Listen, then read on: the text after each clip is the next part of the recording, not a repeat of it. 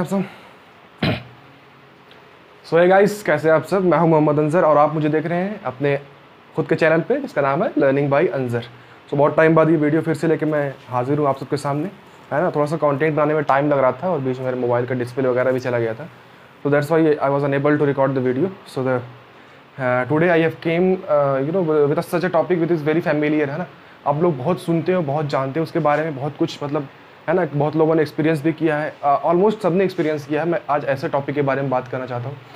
तो गाइस, आप लोगों ने बहुत देखा होगा कि बारिश के टाइम पे ऐसा होता है कभी कभी कि अगर मौसम ज़्यादा ख़राब हो तो छोटे छोटे बर्फ़ के टुकड़े भी गिरते हैं पानी के साथ साथ, है ना।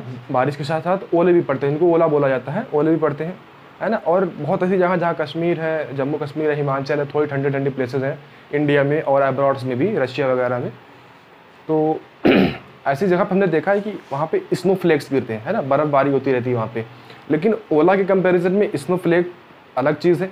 इसका डिफरेंस क्या है, आज इसी के बारे में ये वीडियो बनाया गया है।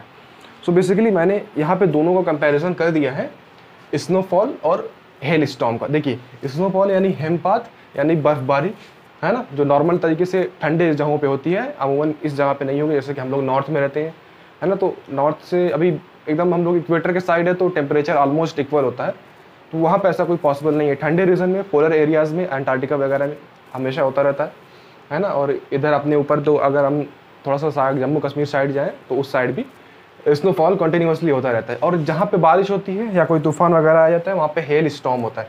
हेल स्टॉर्म बेसिकली क्या है, storm that produce hell is called the hell storm.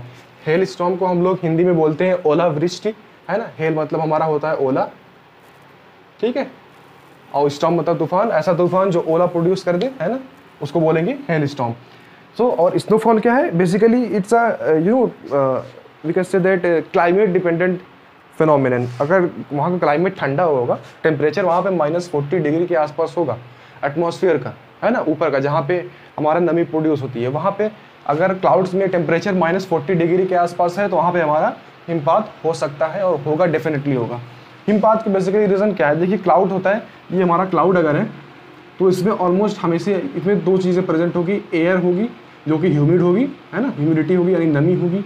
इसमें स्मोक भी होगा, है ना, और कुछ पार्टिकल्स होंगे, है ना, गैसेस वगैरह होंगी, है ना। तो ह्यूमिडिटी की वजह से क्या होता है, जैसे अगर ऊपर क्लाउड पे जो है टेम्परेचर उस साइड जहाँ पे, और है ना हमारे एटमॉस्फेयर में टेम्परेचर -40 डिग्री के आसपास हो गया, तो जो ह्यूमिड एयर होगी, जो उसका एयर का वाटर वेपर होगा, जो वेपर होगा या जो ह्यूमिड एयर होगी, जो यहाँ से जैसे ज़मीन से पानी जो वेपर बन के गया हुआ है, वहाँ पे नॉर्मली क्या होता है कि टेम्परेचर जब वहाँ पे ठंडा होता है तो कंडेंसेशन होता है, जिसकी वजह से प्रेसिपिटेशन होता है, यानी कि बारिश होती है।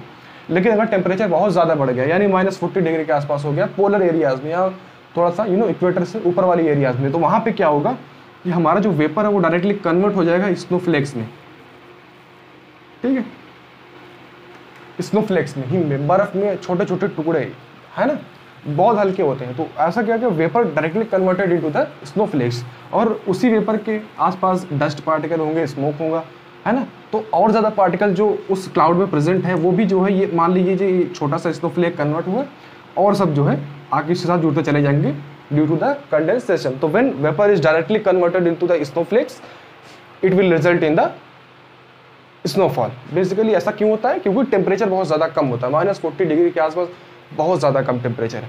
तो अब क्लाउड्स में जब स्नो बन गया तो इट्स फील हैवियर ना, हैवियर हो जाएगा भाई, वेपर के कंपैरिजन में स्नो इज भी हैवियर। सो जैसे स्नो ज़्यादा बढ़ जाएगा तो हैवी हो जाएगा, तो वो गिरना शुरू हो जाएगा। ऐसा कब तक होगा, जब तक कि वहाँ का टेम्परेचर -40 है, उसके आसपास होगा, उससे ज़्यादा भी हो सकता है। टेम्परेचर जैसे ही टेम्परेचर जैसे भी थोड़ा सा कम होगा, उसके बाद क्या होगा कि वो स्नोफ्लेक बनना बंद हो जाएंगे, तो अपने आप ऑटोमेटिकली जो है वहाँ पे बर्फबारी कम हो जाएगी। स्नोफ्लेक बेसिकली क्या होता है, the crystal which directly develop from the water vapour. Water vapour से बारिश ना या पानी ना बनने के अलावा सीधे स्नोफ्लेक्स बन जाना is termed as the snowfall. और जब वो गिरना लगता है तो स्नोफॉल कहलाता है। गिरता क्यों है, क्योंकि वो अब एयर के कंपैरिजन में हैवियर हो गया है, तो ग्रेविटी के थ्रू वो नीचे आ जाएगा। ये क्या है, बेसिकली फ्रोजन वाटर वेपर है, वाटर नहीं है, है ना, फ्रोजन वाटर वेपर है ना। और क्या है, टिनी आइस क्रिस्टल स्टिक टुगेदर। भाई मैंने बताया कि अगर एक आइस क्रिस्टल बन गया तो उसके छोटे छोटे जो आइस क्रिस्टल है सब साथ साथ में जुड़ते चले जाएंगे, जो इसको हैवियर बना देंगे, और उसकी वजह से स्नोफॉल होता है। तो स्नोफॉल ऐसे रीजन में होता है जहाँ पर टेम्परेचर बहुत कम होता है ना, और वहाँ पे कंटिन्यूसली होता रहेगा, कई कई दिनों तक होता रहता है, महीनों तक होता रहता है, जब तक कि वहाँ का टेम्परेचर नॉर्मल डाउन नहीं होता था, कम नहीं होता। ठीक है, जब अगर टेम्परेचर 40 डिग्री है ना, क्योंकि वाटर का फ्रीजिंग पॉइंट वैसे भी होता है 0 डिग्री सेल्सियस, है ना, तो उससे कम जाएगा तो definitely that will result in the formation of snow in the atmosphere. ठीक है, तो ऐसा फ्रोजन स्नोफ्लेक्स कहाँ पे ऐसा होता, कहाँ पे, ठंडी ठंडी प्लेसेस पे जो होता है जहाँ पे टेम्परेचर अमूमन कम रहता है। अच्छा, अब हेल स्टॉर्म क्या है? हेल स्टॉर्म हमने भी फेस किया, डेफिनेटली हमने देखा भी है। जब भी कोई तूफान आता है, बारिश तगड़ी वाली होती है, तो कभी कभी है ना ओलावृष्टि होती है। हेल स्टॉर्म को हिंदी में बोलते हैं ओलावृष्टि, जो मतलब हिंदी ज़्यादा समझते हैं उनके लिए भी है। तो basically it is the frozen raindrop.